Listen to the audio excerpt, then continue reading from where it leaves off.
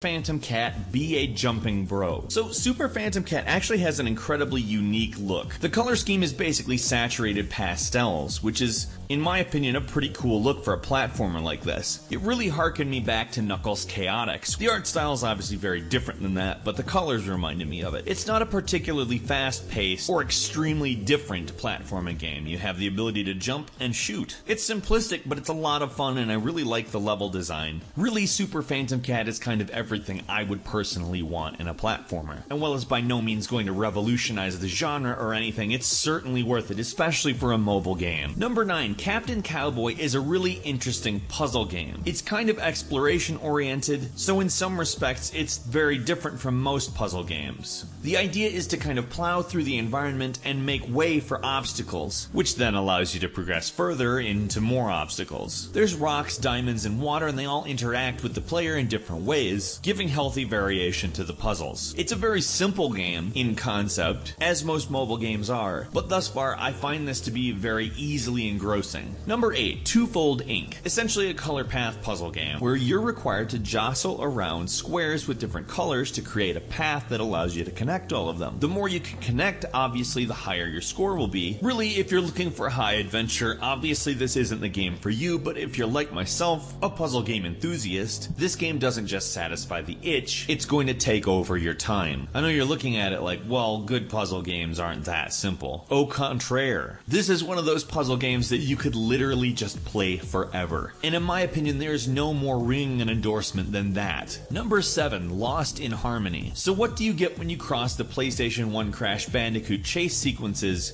with a rhythm game? You pretty much get Lost in Harmony. This game is actually really innovative in my opinion. You're often having to tap beats at the top of the screen while having to dodge incoming obstacles on the bottom. This is a two-hand operation, and I know that it's kind of going to be confusing at first, but in my opinion it's a really great challenge, and I appreciate that in a mobile game. I don't know if it's for everybody, but I would definitely recommend giving it a try. If you like it, you're going to really like it. Number 6, Rusty Lake Hotel. Okay, so if you're a big fan of point-and-click games and Wes Anderson movies, I don't think you can possibly dislike this game. I'm actually a fan of both. The game sometimes has some quirky puzzles that I'm not 100% on, but they're worth it on account the game is so rich in atmosphere and story. Really, it's beautiful. There is absolutely no other game out there that looks like this, and if you say otherwise, I would like to see what you're talking about because I would like to play it. But that being said, it's extremely